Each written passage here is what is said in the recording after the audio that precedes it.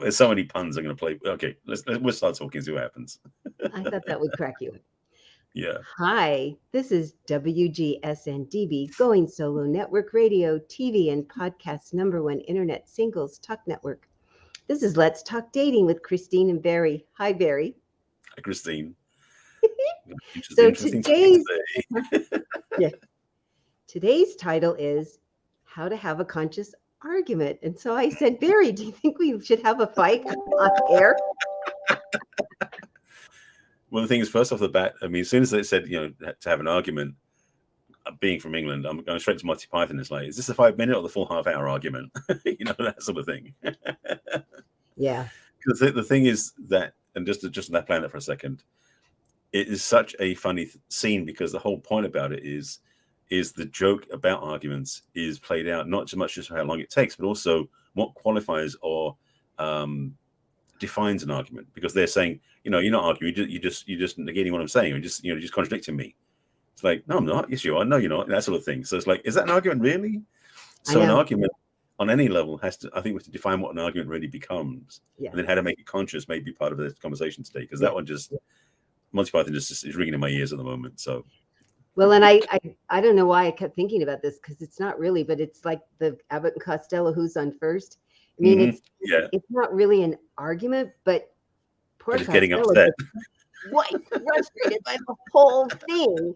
And I think that that's what happens often in arguments is we don't feel heard and we don't feel listened to and we feel misunderstood. And both people equally can feel that way because in that skit, he's asking a clear question and he's getting a clear answer. And they're on two different wavelengths while that's happening. The just getting not the one he expects, and the one who's giving the answer saying, "This is exactly what I'm telling you is the truth."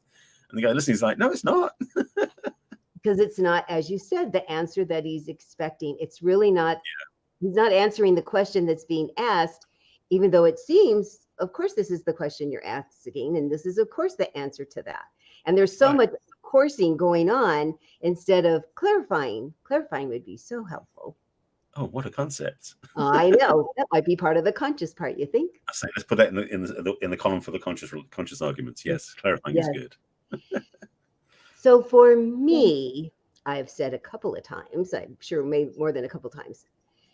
I know for me, I can be irrational and unreasonable and inconsolable if I haven't eaten one. And or haven't had enough sleep, and it's a deadly combination if it's both. Right. I just turn into a 3-year-old. It's really sad. And I was laughing. I was telling somebody a story the other day, and I said, and even though as an adult, I could see it happening, I could feel it happening, and I'm like, where's the emergency brake? Blech. It still comes just roaring out of my mouth. Yeah. And I'm like, oh my God.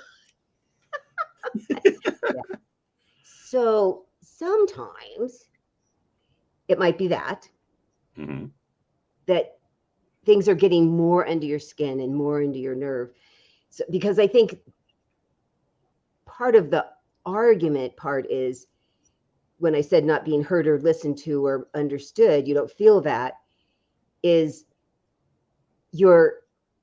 so the sensitivity just keeps racking up. The snowball keeps happening. Right. John Green had this interesting chart we used as coaches where it showed all the different levels that took you from mild irritation to full on rage. And to think, oh, how do you catch yourself when you go through some of those other places? And what sorts of things set you off? And what kind of triggers do you have? And so I think that if we say, okay, when you're going to have a fight, and what it is, I'm so jumping ahead, what it is that's causing it. So I've told this story before about the woman comes home and cooks dinner. Do you like that story? Do you want me to tell that story again? Sure, why not? I mean, right, just to be clear, we are laying out some of the parameters and the interesting word boundaries is talking about here about arguments and having that conversation. Because I've got things I want to drop in as well along the way before we get to the solutions. So if this story speaks to the provocative side versus the solution side, then yes. I won't go into the solution. I'll just talk about the problem. Right. So she comes home from work and she needs to pee and she didn't have lunch and she's really hungry and she goes into the goddamn kitchen to make the goddamn food for the goddamn family because this is her job. So she's busy cooking and frustrated, and the guy comes in the kitchen and he heads to the pantry and he takes out a bag of chips and starts eating it, and she explodes at him. What are you doing? Don't you see I'm making dinner? Oh my God, you're going to spoil your appetite. And now the kids are going to see you eating it. This is so awful. A real scenario, right? Mm-hmm. Absolutely. Total explosion. Why wouldn't he get defensive? Why wouldn't he say something back? Then she's going to say something back again. That's a normal, at the end of the day, argument that could happen with a couple. What do you think? I would say true, and would not call it a very conscious argument either, because it's really a whole lot of stuff that hasn't been spoken that comes out as a weaponized vitriol. The other person's like, what happened? I mean, and I've been in the case where, and I'll speak to the story in a second about why it came up, but I've been in the case where I've been in the recipient of an argument where I had no clue why it was happening in the first place. Like, what did I step in by mistake, or what did I say without saying anything that is upsetting my partner, or whatever it was? So that's what most arguments have tended to be, when people don't take the time to argue consciously. So yes, you froze for a second. Oh. So then what happens is the guy goes, well, I've been working all day. I was hungry and I bring home a paycheck, and at least I didn't go to the bars. I could have gone to the bars with the other guys, but I came straight home, and I can't understand why you're so mad at me. Why are you so mad at me? You're always mad at me. Every time I come home, you're mad at me for something, and I don't know what it is. Well, we can sell how well that's going to go with the next. Yes, it's like chopping down each other's tree. He would feel that way. He would feel that way. Yeah, absolutely. Yeah, I thought I'd give an example of an argument that wasn't conscious on either side. Exactly. And of course, the thing is, what happens after he says that, she's going to come back with another level of vitriol, upset, and woundedness, because now it's like, you're blaming me for this? You're making me wrong for this? Like, don't you see? Don't you understand? Of course, he's not aware of it. It's like, if you'd only told me, and this and that and the other. So it becomes this spiral of escalation into upset, woundedness, and hurt feelings. And I'm more hurt than you, and you're less hurt than me. And somewhere in here, I think I want you to apologize. I don't even sure what it's for. Yeah. Oh, and it's also always the other person's fault. That's the other part. It's always the other person's fault. Always. You know, he's going to blame him. He's going to blame her. She's going to blame him. And nobody's taking responsibility, which is another solution-oriented point we'll get to. Yeah. So yeah, that's again, real case scenario, real life scenario is what people do. But I want to drop in something else. I have example too that I've given frequently. Okay. She comes home from work and the traffic was horrible, and her boss yelled at her. And she comes in, hun, it was such a bad drive. I can't tell you. There was all this construction, and I need to go to the bathroom, and I didn't have any lunch, and the traffic was just horrible. And he says, could you look at waves? Because this is a really good solution to that problem of the traffic. And she says, oh my God, you never listen. You don't understand. My day was really, really horrible. Why do you never listen? I just want you to listen. And he goes, waves. Waves didn't work. Google Maps? How about Google Maps? No, really, the traffic was horrible. And my boss yelled at me. Well, maybe you should quit your goddamn job then. Mm-hmm. Excuse my swearing. But when people get heated, even I know people who don't swear, they swear when they get really heated. And you feel horrible. I feel horrible when I'm doing it. I feel horrible after. And for a long time, I didn't know how to not do that. I didn't know how to keep escalating. I didn't know how to short circuit. I just knew I was getting more and more upset. And I'm watching this person who I actually loved get more and more upset. And it spirals. That's the thing. Yes. There's no, because the thing is, when it happens, both partners get caught up in the escalation, and there's nobody who's saying, hang on a second, we can step out of this if we want to. And it's one of those challenges, is that that we're not trained or educated on how to have conscious arguments, how to have arguments in any way, shape, or form that aren't destructive. Because it's not built that way. Because most time arguments come from places of anger, which, like a hammer, can be used constructively or destructively.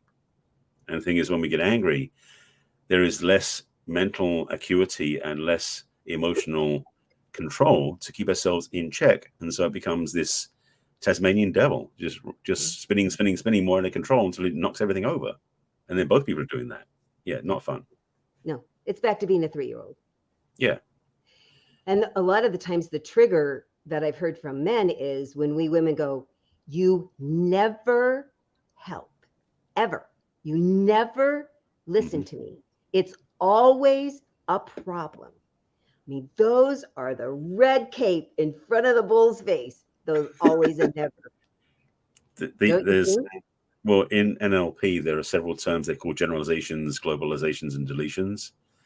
And things like you never, you always, or everybody, we use those terms oftentimes to reinforce our own belief when we know not everybody agrees with us.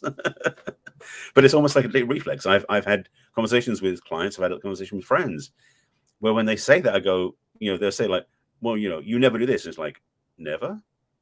Because the thing is, the challenge, and this is, I know, switching gears to the conscious for a second, but the unconscious level of argument is the attack is such a as you said, red cape thrown down in front of us to the bull.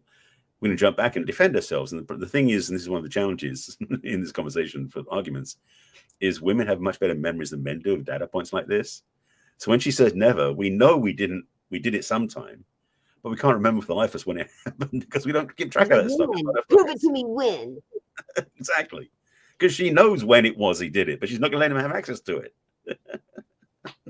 And then not only is it in your memory bank, now you're under a lot of stress trying to sort back into your memory bank. I mean, this is a double whammy of there's no way to defend yourself. There's just no, you're just going to, oh my God, here we go again. Oh my God, I'm just going to walk away. Oh, she'll never, be approving of me. It's really hard on both people equally. I want to see this show that both people do this and both people feel awful and both people are breaking down this relationship. Mm-hmm. Both people are damaging the love. Both people are undermining the foundation to keep you afloat as a couple. So catching yourself and learning how to do something differently might help build up a much better foundation. And I'm hoping that people are like, because the first time I was like, oh my God, that's so me. Oh my God. How many times have in my memory, I'm going to know how many times I have done that. And I have said out loud that, in relationships, there should be the 12-step program with this like AA where you go apologize to people that you were just terrible to.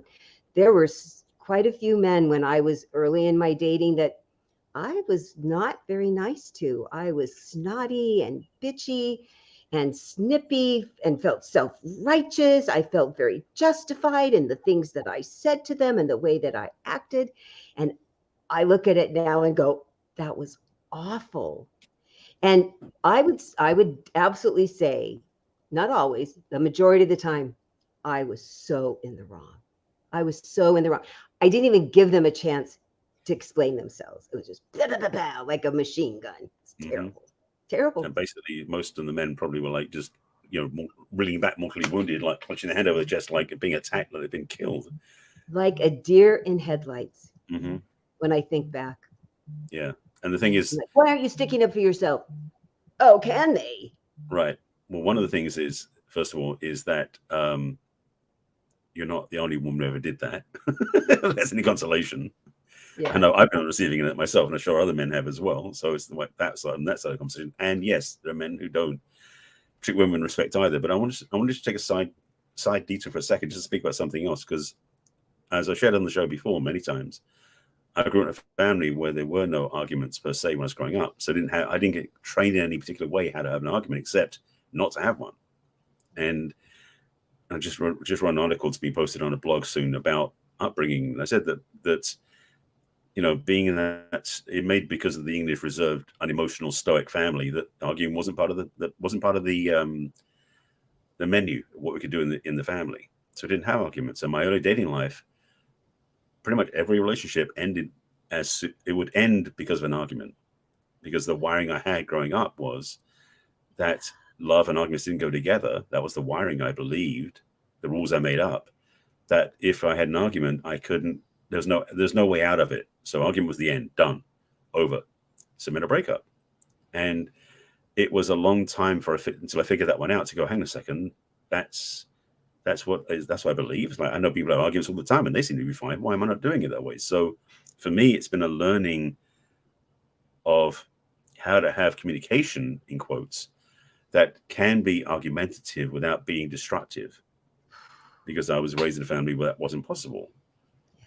And in fact, we have family members. I remember vividly my teens, one side of the family got quote divorced from the other part of the family because there was insurmountable differences in conversation that weren't being handled. Didn't have conscious arguments back then. Yeah. So I know the price that can be paid. Yeah. Or price is paid when there isn't a place to have a conscious and a solution-oriented version of arguments that works. Something like that. The conversation too is a big piece.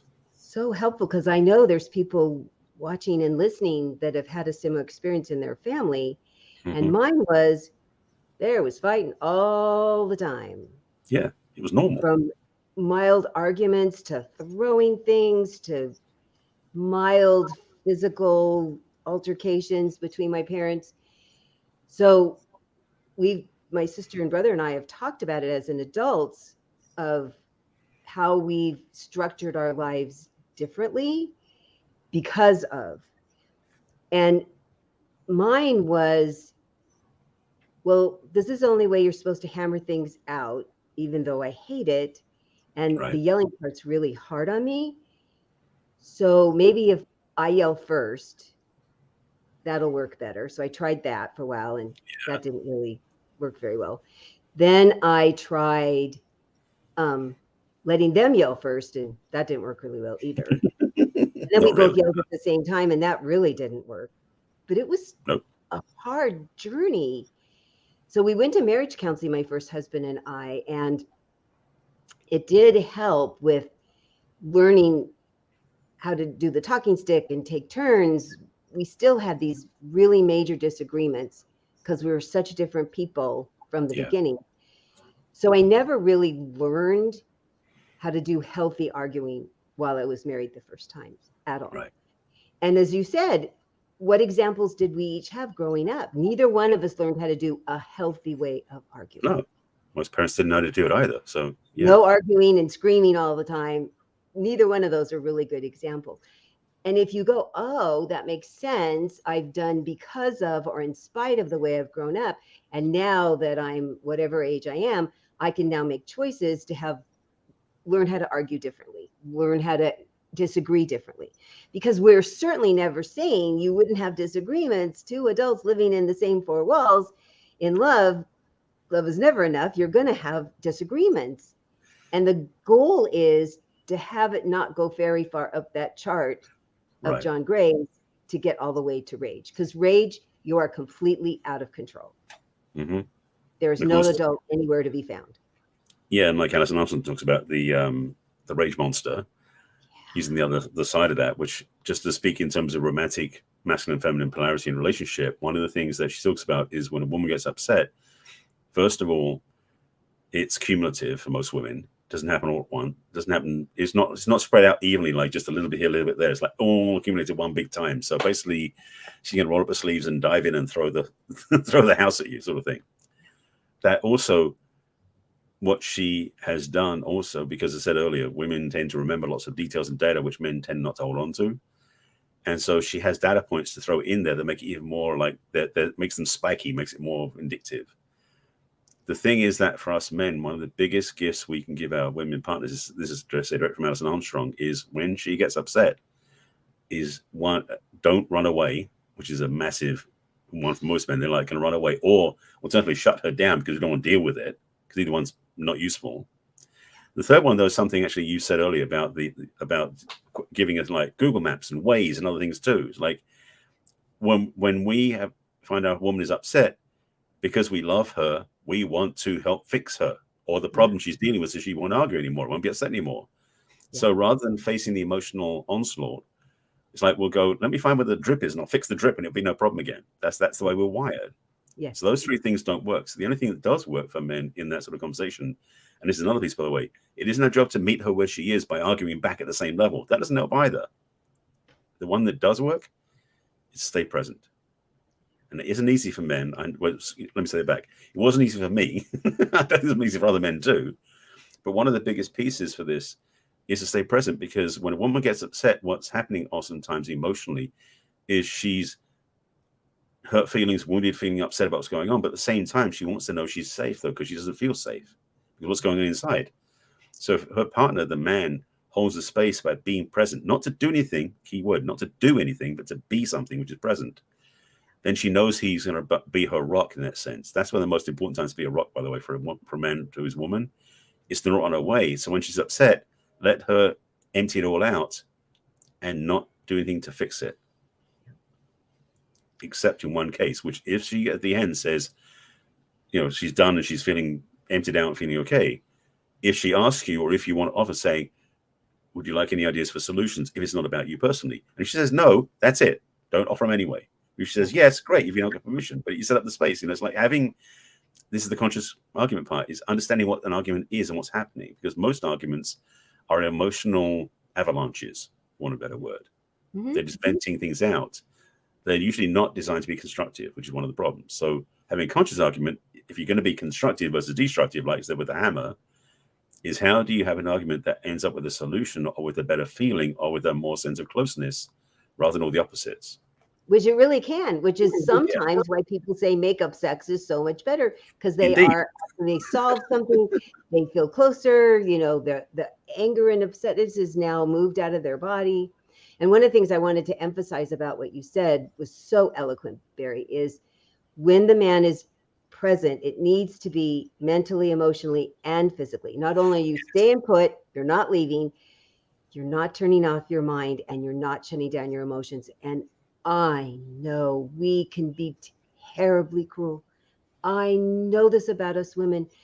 When we're afraid and or hurt, we know your soft underbelly, and it is unfair that we do it. Unfair, which is why I keep teaching women how to not fight this way.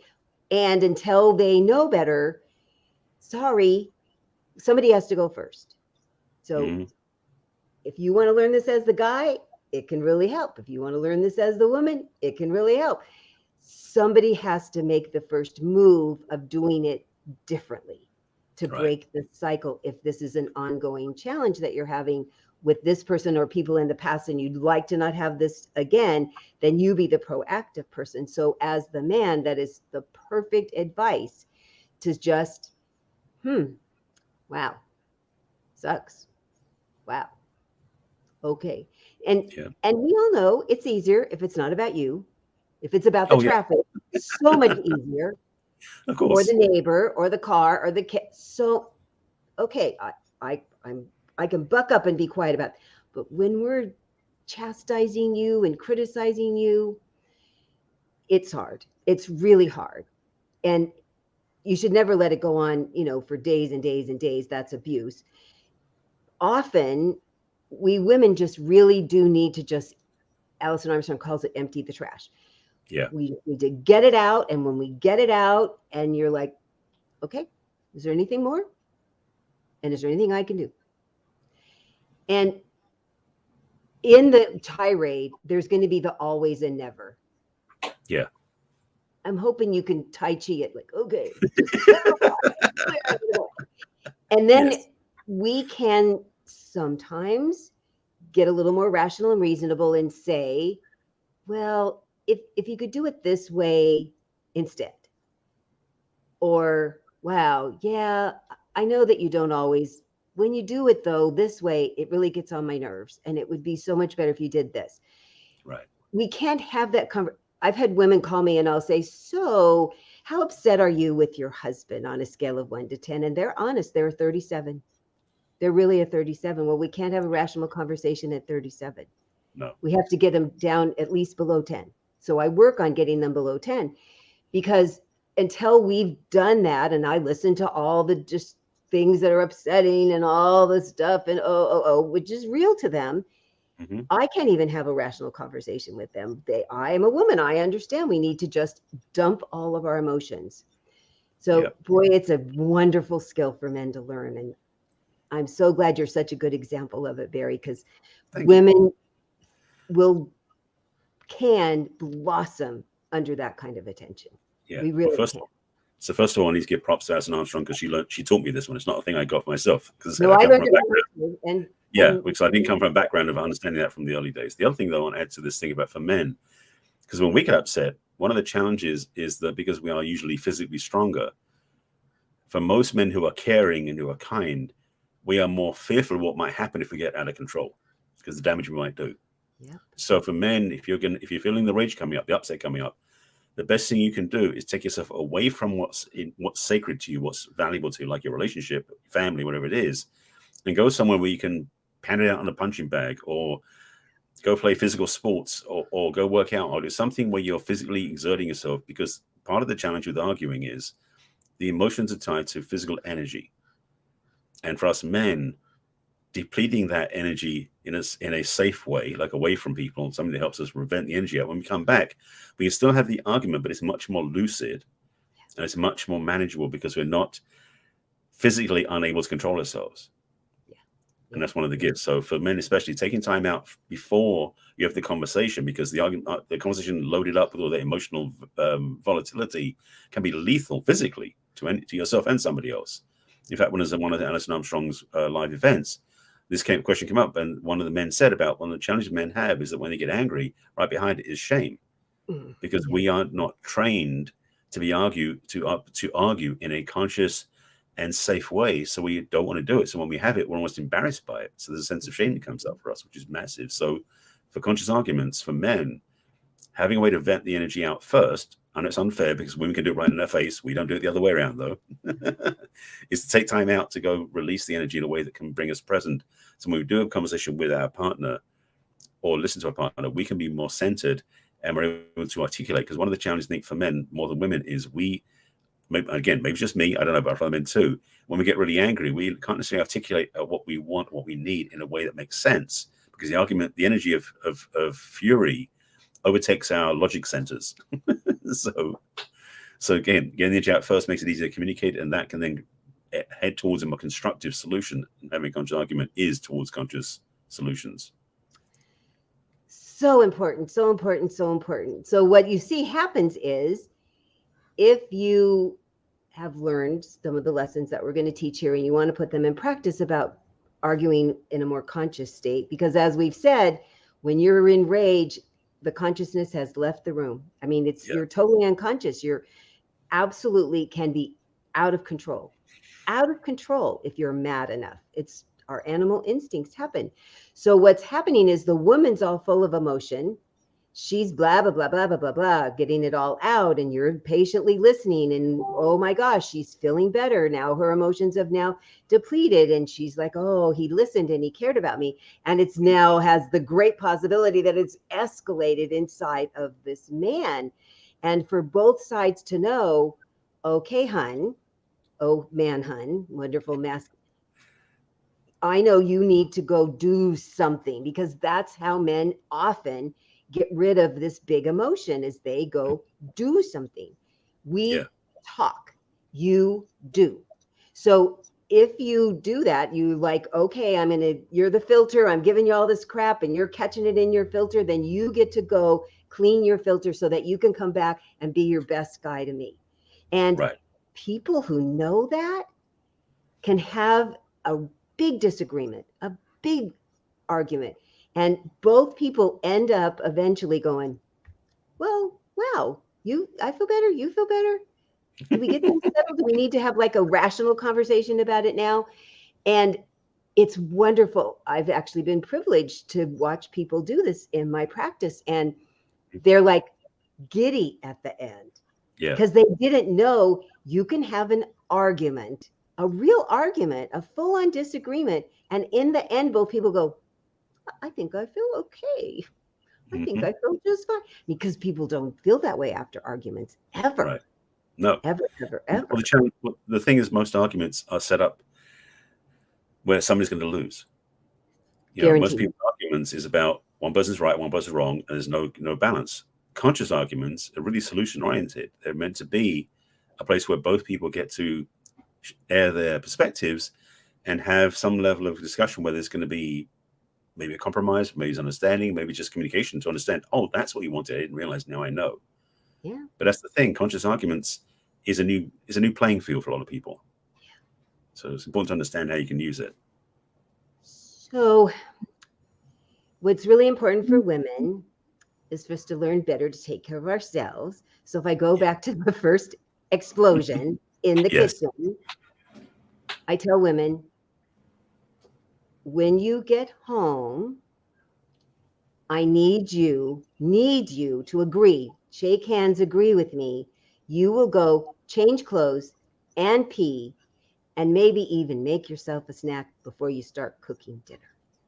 How long is that going to take? 10 or 15 minutes. Right. We're going to talk about you first. You're personally going to feel better standing at that stove cooking dinner. Absolutely. Because your bladder's empty, you're in more comfortable clothes, and you might have had a little snack. So that if you haven't had this conversation ahead of time with your lovely beloved, comes in the kitchen and gets some chips out of the pantry, you're not at a 37 anymore. Mm-hmm. Now you're at I bet he's hungry. Oh, yeah.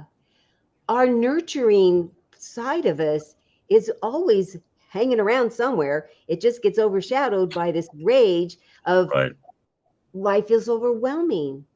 With all those things in the mix, we feel overwhelmed, like a tsunami has smashed us to the ground. And I'm saying most of the time, not all, most of the time, it is our responsibility to either do something for ourselves or delegate to another person. Yeah. Well, gosh, honey, it would be so great. While you're getting yourself a snack, would you cut up some carrots for dinner, or get out the peas for dinner, or get the stuff I just put barbecue sauce on and take it out to something? So you're like, oh, I'm receiving care. I'm getting somebody else is taking, oh, they do care about me.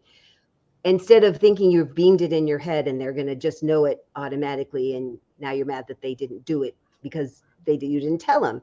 So getting more clear about what our needs are and doing things for ourselves and then asking other people can lower our irritation. Right. That doesn't keep escalating to frustration and then higher and higher where it's out of control again. So please, ladies, take some responsibility.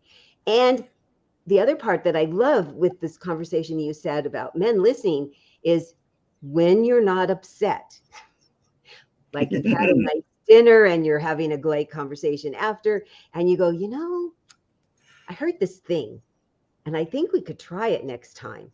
So if I am upset and I say, I just need to vent, that means you just listen until I'm done venting. And I'll tell you when I'm done venting. And they said it's going to make me feel better. So could we try that? And a guy goes, you're not going to yell at me and you're going to feel better? I might try this weird thing that you're talking about. And the key thing also is, and I don't have to do anything either. I just am going to be there. No, you don't need to keep looking for the point that's never there. Right. And nothing to fix. You're looking for the fix. You're looking for the point. And I'm telling you, as a woman, there's no point. Right. There's no point like you're looking for. There's a point for us to feel better, which you really want us to feel better by looking for the fix. And the kind of fix that men want to give is not what fixes us. So just listening, your brain is going to be not so tired because you're trying to find a fix that's not there. How exhausting is that? I mean, that is the crazy making thing. Yeah, you keep interrupting. It feels interrupting to us. We get madder, and you're like, but I keep looking for the point because I want to make her feel better, and she just keeps getting madder. It's frustrating for both people. So you, as a guy, could say, so if she's not completely a 37, if she's just got something to vent about, you go, so is this a vent, or would you like advice? I mean, if you've had this conversation before you haven't. Some escalating thing happened, you can have an agreement that you're going to tell me and I'm going to ask, because boy, if he asked me, I'd feel even more cared. He wants to know. Is he just going to listen? Wow. So then you have a tool to use when the volcano erupts, because it's gonna. That's the thing. It's almost like having insurance. You usually live next to the volcano. Yeah, volcano insurance. That's what we're given. Yeah. One other thing I was going to say, though, also as an add-on, and this is the bonus round, so to speak, is in the situation of this woman comes home and she doesn't make it in the kitchen and she's getting stressed out, is when the man comes in, be aware, because it's so tempting to be on autopilot and go to the fridge and get some snack out of the fridge. If you get a snack out of the fridge, maybe offer something to her, because maybe she doesn't have time yet to think about it. Because the thing is, if she says thank you but no, you've demonstrated, one, you care about it, but secondly, she might thank you so much because she didn't realize she needed it. The second part is, like you were saying about like in dozens of carrots, is, and I know some men have got absolutely no desire for this at all, but I recommend it highly, is, gentlemen, especially if you've got a woman who cooks, offer to help. Yeah. Even if it's putting out the place settings, even if it's just pouring the wine, ask her how you can help her so her job can be easier, lightening her load, so to speak, because it's a massive gift you can give her. You know? We love you offering. And it's an enlightened woman that will say yes, because you're like, oh, no, I can do it myself. But we really want you to help. Or he won't do it the way it's right. I mean, that's a real stickler, too, that I don't care how you cut up the carrots. If you're going to cut them instead of me, please have at it. But I know some women are really particular about stuff. We like that you ask. Yeah. It helps. It can help more if we receive it and go, yeah, great, I'm happy. Just that you offer. It's very helpful, because life for everybody affects us different ways, can feel like such a burden. And if somebody feels like they took a little bit of your burden off, you're going to be happier with them. You're going to be a more relaxed partner to be around. Yeah. So absolutely. Yeah, that's another part of the conscious part before the argument to waylay the argument. Yeah. Now, one of the things that I want to throw in there as well, just another bonus piece, because most people tend to get arguments face to face, which is a dangerous place to play, because like you're staring into the volcano, basically, to play that metaphor. And I remember who was told, I heard this in some lecture, some conversation, I remember somewhere talking about this, or being a podcast I'm listening to, about how if you're having an upset with your partner, rather than it face to face, do it side by side. Because the shifting of the energy, because the challenge is when we're having an argument facing each other, the issue is right in front of you, it's the other person. You put it side by side, facing the same direction, ideally. You do, actually, I'm never going to try if you do the precise opposite directions. But anyway, you're facing the same direction, you're standing side by side. The issue of the argument is out in front of you, rather than the other person. So there's room to let it go, to be more clear, and to actually to look at what the real issue is. Because it may, in fact, as you said earlier, maybe nothing to do with the other person. But if we stand in front of the other person, they tend to stick it on top of us, which is no fun for anybody. Yeah. So having a new way of positioning yourself physically can be a big difference too. Such a good point. And also, what I've learned is to say, wow, I didn't like what they said in my head. All right, I'm going to verify before I get mad. That was really a challenge, I have to tell you. Massive. Yep. And it has worked so well either way. So it often, like, really? This is what I heard. Is this what you meant? Now, sometimes it's what they said. The way I took it was not how they meant it. So we can really nip that in the bud, because boy, that happens a lot. Right. There's times when they went, oh, I said that, but that's really not what I meant, now that I heard it back, which is super interesting. And then there's times when they go, yeah, I really meant it. Well, now I can get upset. But I have grounds to get upset now. I have standing on good reason to get upset. Well, you really said that to me? Okay. It's a tiny bit, but it has happened. And it has saved me so much personal upset. I don't like being upset. It's really unpleasant for my insides. And learning to do that, which if I've had enough food and enough sleep, I'm much better at, has saved so much. And people are amazed at, wow, well, let me think about it for a second. They stop. Where I could have just, which I had in the past, blasted back. And they're like, what the hell? But then they're off, and it doesn't ever get back to, wow, yeah, but no. Salvage it. No, definitely. Right. Yeah, it's The thing, been enormous. the thing about this is so key because this is not just applicable to arguments. Because the thing is, I know from my own experience in the past, I heard something that I made truth that wasn't true, and then had resentments. I walked away from people. I left dynamic friendships, some things because I heard something that wasn't true, and then believed it was the truth. And so the idea of check and verify first, I know I've done in the past, right? To go back to the person, it's like, I thought you said this. I'm like, no, I never said that. It's like, oh my God, I made up a whole story about it. And we do. So friendships, business relationships, as well as romantic relationships, are so salvageable when you start to just double check that you actually heard what you thought you heard. Yep. Big change. Isn't it? Yeah. It's freeing. Unless you're a kind of person that likes to argue. There used to be a funny show when my grandparents were alive, the Vickersons, and that was just how they got along, supposedly. That's not for me. So I would much rather do the verifying and know if there's really a reason for me to be upset about what they said. Yeah. Because maybe they misunderstood what I said, and maybe I misunderstood what they said. So if arguments have been a part of your past relationships and you would like to have them not, or at least not as much, because boy, that was a big decision on my part. I'm figuring out how to not keep doing this. Right. Then you could talk to Barry or I, because as you've seen, we've been down this road and we've stumbled over the landmines, and we've now come on the other side where even when it happens, we have tools for ourselves and that we teach people. So the way to get a hold of me is really simple now. You go to my website. I know. You go to my website, which is www.theperfectcatch.com. You can click on what's holding you back from love to have a complimentary conversation with me. You can also sign up for my newsletter, and all my social media links are at the bottom. Oh my God. I don't have to remember.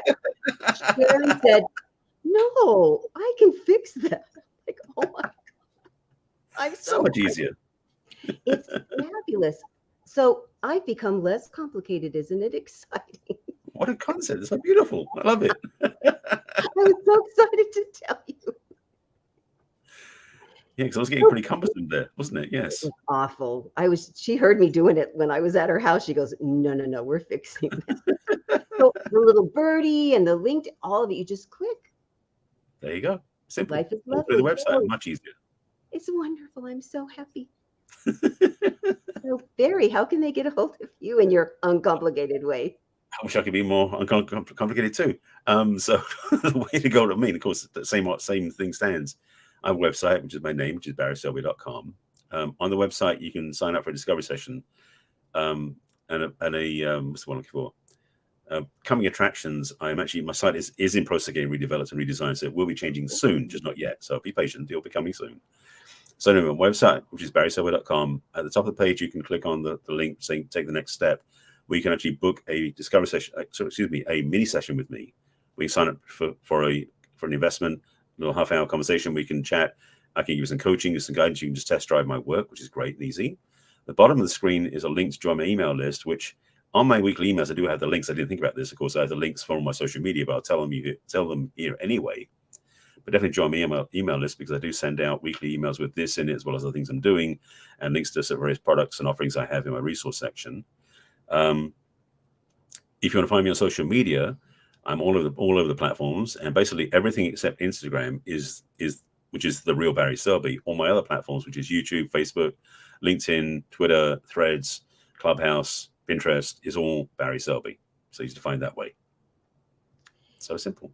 And you'll find us every week here on Thursday at 1 o'clock live and 4 o'clock the East Coast time, and all the other times in between. We love when you watch, and if you send us questions or comments during the show about what we're talking about, we're happy to answer them. And when you're listening or watching this on replays, we're happy to get your comments and questions, and like and subscribe. And we're on Roku and Spotify and Apple and all the major platforms, so you can take us everywhere you go. Yeah, you can watch us on YouTube. You can listen to us on podcasts. We're everywhere now. It's wonderful. Yes, everywhere you go, we're there. Indeed. And we'll be back again next week. And we already know we're going to talk about how to apologize if you've had one of these really bad arguments. So you consider that part 2 of the conversation. Yeah, so if you have any arguments during the week, we're going to teach you how to apologize then. Yes, indeed. So you want to stay tuned. We'll see you Yeah. next week. Bye-bye.